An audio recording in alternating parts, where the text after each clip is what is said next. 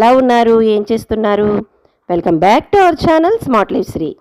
అందరికీ ఆ భగవంతుని ఆశీస్సులు తప్పకుండా ఉండాలని మనస్ఫూర్తిగా అయితే కోరుకుంటూ మరొక చక్కటి ఇంట్రెస్టింగ్ వ్లాగ్తో అయితే మీ ముందరికి వచ్చేసింది మీ స్మార్ట్ లైఫ్ శ్రీ. కొత్తగా చూస్తున్న వాళ్ళు సబ్స్క్రైబ్ చేసుకుని పక్కనే ఉన్న బెల్ ఐకాన్ని క్లిక్ చేసేయండి. అందరూ కూడా లైక్ చేయాలని కోరుకుంటూ మరి ఇంకా వీడియోలోకి అయితే వెళ్ళిపోదాం. ప్రతి వీడియోలో కూడా చెప్పుకుంటున్నట్లే మనం డైలీ వ్లాగ్స్ని షేర్ చేసుకుంటాం. అందులో మంచి మంచి ఇంట్రెస్టింగ్గా పిల్లలకి తినిపించే అంటే బ్రేక్ఫాస్ట్ కానివ్వండి, లంచ్ కానివ్వండి, అలాగే స్నాక్స్, డిన్నర్ ఏదైనా కానివ్వండి, హెల్తీ ఫుడ్ పెట్టాలనే మనం ఎప్పుడూ కూడా మదర్స్ ఆలోచిస్తూ ఉంటాం. ఈరోజు ఈ వీడియోలో డైలీ వ్లాగ్తో పాటుగా మనం చేసుకున్న హెల్తీ ఐటమ్స్ని మీతో అయితే షేర్ చేసేస్తున్నానండి. సో ముందుగా మార్నింగ్ బ్రేక్ఫాస్ట్ నుంచి లంచ్, డిన్నర్ అట్లా కాకుండా ఈరోజు ఈవినింగ్ నేను చేసిన పిల్లల స్కూల్ నుంచి వచ్చేసరికి వచ్చే స్నాక్ టేస్టీగా, అలాగే మర్నాడు పొద్దున్న లేచిన తర్వాత నేను చేసిన ఐటమ్స్ ఇవన్నిటినీ మీతో అయితే షేర్ చేసేస్తున్నానండి. మరి ముందుగా పిల్లలు స్కూల్ నుంచి వచ్చేసరికి నేను చేసిన స్నాక్ ఐటమ్ని అయితే మీతో షేర్ చేస్తున్నాను. సో మార్నింగ్ వంట అనేది మనం పిల్లలని లంచ్ బాక్స్లో అవి పంపించిన తర్వాత మనకి ఒక్కొక్కసారి అంటే కేవలం సింగిల్గా మనం ఇంట్లో ఉన్నప్పుడు మనకి రైస్ అనేది పెట్టుకుంటూ ఉంటాం. అంటే ఐటమ్స్ని మార్నింగ్ వాళ్ళకి పంపించేసిన నేనైతే మాత్రం కొద్దిగా వేడిగా అయితే వండుకుంటానండి అన్నాన్ని. అలానే ఎగ్జాక్ట్గా మనం ఒక్కళ్ళకి అయినా కూడా అటు ఇటుగా అన్నం అనేది మిగులుతూనే ఉంటుంది. మరి అలా మిగిలిపోయిన అన్నాన్ని ఈవినింగ్ చక్కటి స్నాక్గా అయితే ఈ విధంగా పిల్లలకు చేసి పెట్టేసామనుకోండి, వచ్చేసరికి బలంగా కూడా అంటే ఎప్పుడు స్కూళ్ళల్లో చదువు అది చదివి ఆటలాడి వచ్చే పిల్లలకి కొద్దిగా హెల్తీగా ఈవినింగ్ స్నాక్ ఇచ్చామంటే నైటు మనం కొద్దిగా డిన్నర్ అనేది తగ్గించినా వాళ్ళకి కూడా పర్వాలేదండి. పెద్దవాళ్ళు కూడా చక్కగా ఈ స్నాక్ని అయితే తినేయచ్చు. సో మనకి మిగిలిపోయిన అన్నాన్ని పడేయాల్సిన అవసరం లేకుండా ఇట్లాగా కొద్దిగా మనకి మిగిలిన అన్నాన్ని ఒకసారి మిక్సీ జార్లో రుబ్బుకున్నాము అంటే మనకి ఆ అన్నం కొద్దిగా మెత్తబడుతుంది. అందులో మనకి కావాల్సినవి అంటే టేస్ట్గా ఉల్లిపాయలు అయితే చిన్న చిన్న ముక్కలుగా వేసుకున్నాం. దాంతోపాటు ఒక క్యాప్సికమ్ కూడా ఇక్కడ యాడ్ చేశానండి. దాంతోపాటు పిల్లలకి ఇంట్రెస్ట్గా వాళ్ళు ఎక్కువగా తినేది అన్నిట్లోనూ కూడా కావాలి అనుకునేది స్వీట్ కార్న్, కొద్దిగా తీతీగా మనకి పిల్లలకి అలా తగులుతూ ఉంటే వాళ్ళకి చాలా నచ్చుతుందండి. కాబట్టి అన్ని ఐటమ్స్లోనూ నేను కొద్దిగా స్వీట్ కార్న్ అయితే యాడ్ చేస్తానండి.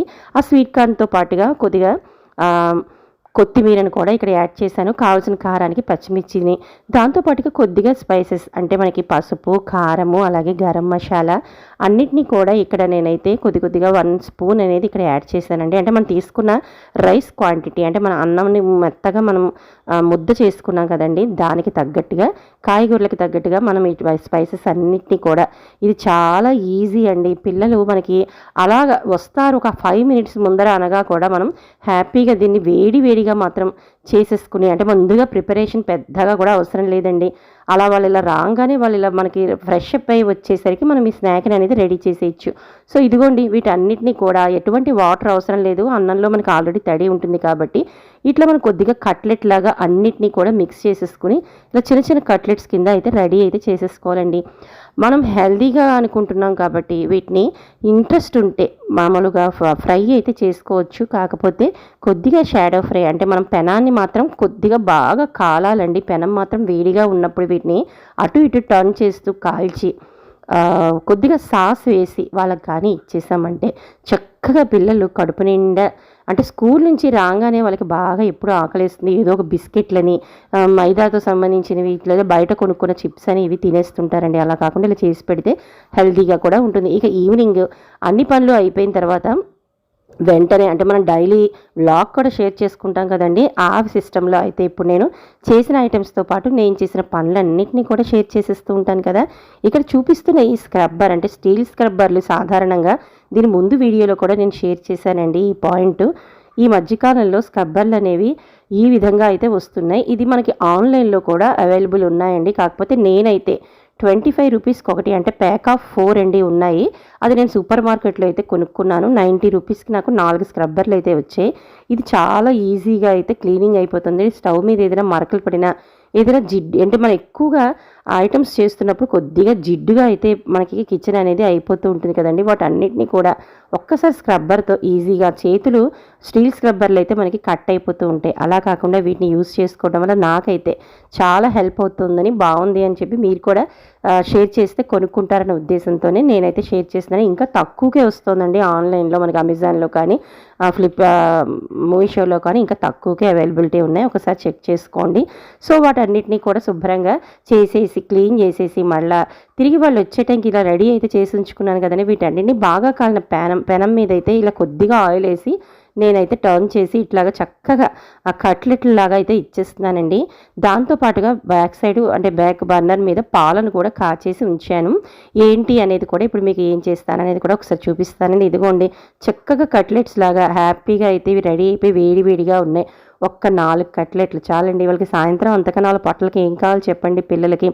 అది తిని ఒక్క గ్లాస్ జ్యూస్, మిల్క్ షేక్ ఏదైనా కూడా ఇచ్చారు. ఈరోజు నేను కర్బూజా అదేనండి మనకి మస్క్ మిలాన్ ఉంది కదా, మస్క్ మిలాన్ జ్యూస్ని మిల్క్ షేక్ అంటే నేను షుగర్ని కూడా యాడ్ చేయనండి. ఎప్పుడు కూడా నేను మనకి ఖర్జూరంతోనే అంటే డేట్స్ సిరప్ అనేది ఉంటుంది కదా, అది మార్నింగ్ పాలలోను అలాగే ఇలాగ ఎప్పుడైనా మిల్క్ షేక్స్ ఇస్తున్నప్పుడు వాటితోనూ అయితే నేను ఇంక్లూడ్ చేసి షుగర్ని అవాయిడ్ చేయడానికి ట్రై చేస్తానండి.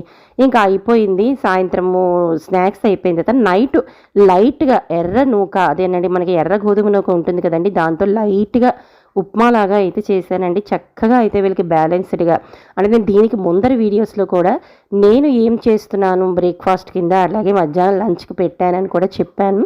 అంటే అన్నీ బ్యాలెన్స్డ్గా ఉండాలన్న ఉద్దేశంతో ఈ విధంగా అయితే ప్లాన్ చేసుకుని వాళ్ళకి చక్కగా అయితే స్నాక్స్ చేశాను. అలాగే నైట్ డిన్నర్లోకి మరీ హెవీగా కాకుండా అంటే ఆల్రెడీ రైస్ ఐటమ్ తిన్నారు కాబట్టి ఈవినింగ్ స్నాక్స్లోకి ఎర్రనూక అనేది చేసి ఉప్మా అనేది అది తొందరగా కూడా డైజెస్ట్ అయిపోతుంది కదండి. అందుకని వాటితో అయితే కొద్దిగా ఎర్రనూక ఉప్మా అనేది చేసేసి అంట్లన్నింటినీ కూడా నైటే అయితే క్లీన్ చేసేసుకుని కిచెన్ క్లీన్ చేసేసుకుని పడుకుంటానండి. సో అన్ని పనులు అయిపోయాయి, అంతా కూడా మొత్తం కిచెన్ అంతా కూడా క్లీన్ చేసేసుకున్నానండి. మార్నింగ్ లేచిన తర్వాత ఏం బ్రేక్ఫాస్ట్ చేస్తున్నాను అలాగే లంచ్లోకి పిల్లలకి హెల్తీగా ఏం పెడతాననేది ఇప్పుడు ఈ వీడియోలో అయితే షేర్ చేసేస్తాను. సో స్కిప్ చేయకుండా చివరి వరకు చూసేయండి. మరి నైట్ అయిపోయిందండి, అన్ని కూడా పనులన్నీ అయిపోయాయి. ఇంకా పడుకుని మార్నింగ్ లేచిన తర్వాత నా పనులు అనేవి ఎప్పుడు కూడా నా రెగ్యులర్ వ్యూయర్స్ అండ్ సబ్స్క్రైబర్స్కి అయితే మార్నింగ్ లేవటం, అన్ని గదులు ఊడ్చుకోవటం, ముందరే ఇల్లు తోమేసుకుని ఉన్నాను కాబట్టి మార్నింగ్ లేచిన తర్వాత స్నానం చేసి దీపారాధన చేసుకుని పనిలోకి అయితే దిగుతానండి. అన్నింటికన్నా ముందర ఒకసారి ఇక్కడైతే నేను ఎలాగా ఈరోజు ఇది వేస్తున్నాను. మనకి షింక్ డ్రైనర్ అని ఉంటుంది కదండి, మనం ఎప్పుడు కూడా షింక్లో ఏదో ఒకటి క్లీన్ చేసుకుంటూనే ఉంటాం. అంటే ఇప్పుడు ఇది చూపిస్తున్నది అందరికీ తెలిసిందే. దీనితో పాటు అంటే ఇలా డైరెక్ట్గా కెమికల్స్ కలిపింది కాకుండా వేడి నీళ్లు అలాగే నిమ్మకాయ వెనిగర్ అలాగే బేకింగ్ సోడాతో ఎలా క్లీన్ చేస్తాను నేను షింక్ని అనేది కూడా నేను మన వీడియోస్లో అయితే అప్లోడ్ చేసేసానండి. సో దాని బదులుగా ఈరోజు అయితే ఈ పౌడర్ని అయితే ఇక్కడ యాడ్ చేసి ఒక హాఫ్ అన్ అవర్ వదిలి మనం వాటర్ అనేది కొట్టామంటే షింక్ డ్రైన్ అనేది చక్కగా ఫ్రీగా అయితే వెళ్ళిపోతుందండి. ఇంకా మార్నింగ్ లేచిన తర్వాత పనులు అనేవి అన్నీ కూడా అయిపోయాయి.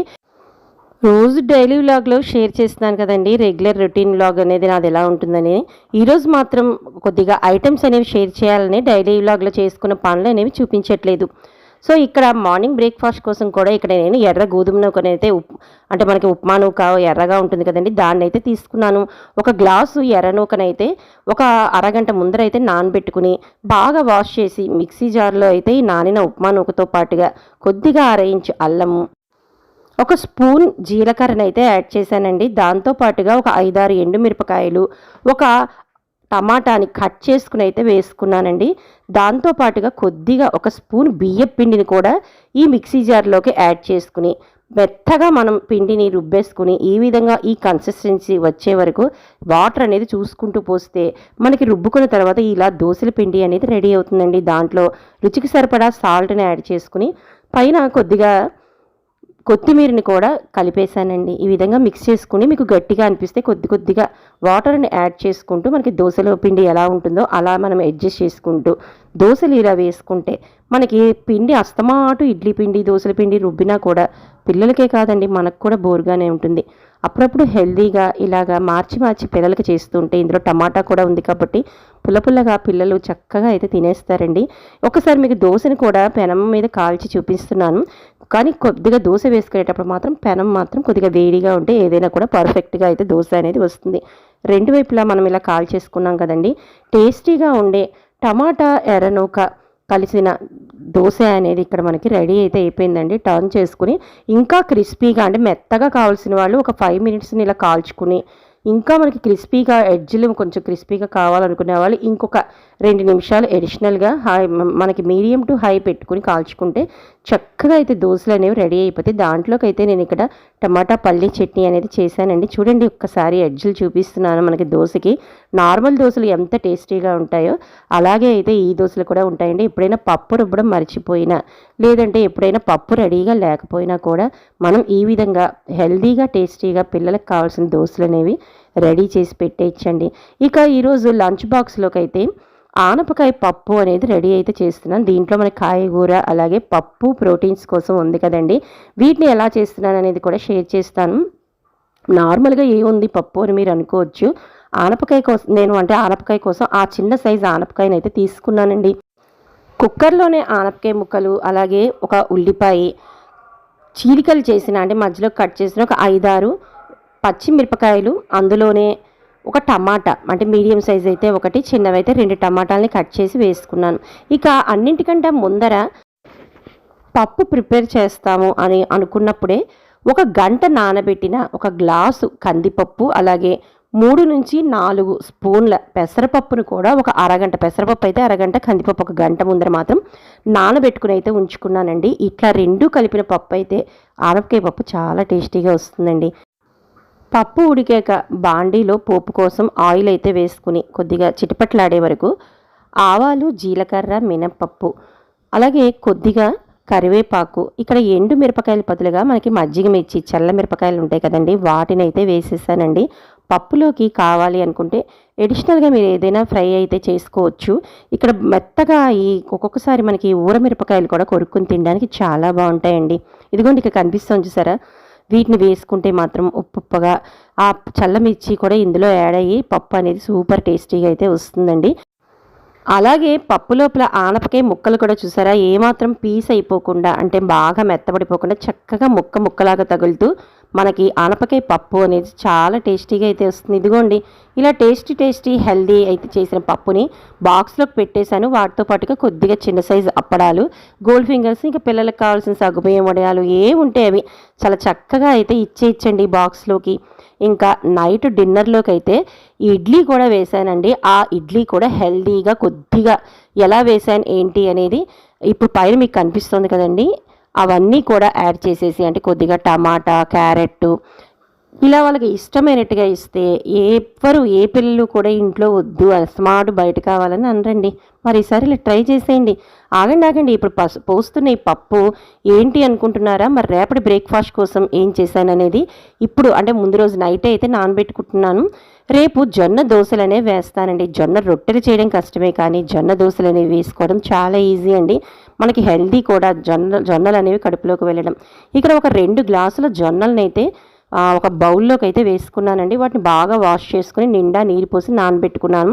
ఇంకొక బౌల్లో 1/2 గ్లాసు మినప్పప్పు, దాంట్లో కొద్దిగా ఒక 1/2 స్పూన్ మెంతుల్ని కూడా వేసుకుని శుభ్రంగా వాష్ చేసేసుకుని రెండిట్లోనూ గిన్నెల్లో వాటర్ పోసి ఇదిగోండి రేపు పొద్దున మార్నింగ్ దోశలకైతే ఇలా ప్రిపేర్ కోసం నానబెట్టేసుకున్నాను.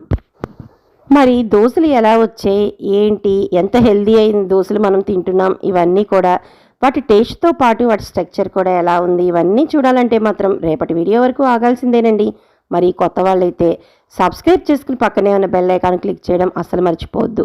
అందరూ కూడా మన ఛానల్ని ఆదరించి వీడియోస్ని లైక్ చేయాలని కోరుకుంటూ రేపటికి ఇంట్రెస్టింగ్ వీడియోతో మీ ముందరకు వచ్చేస్తాను. అంతవరకు అందరికీ నమస్తే, బాయ్ అండి.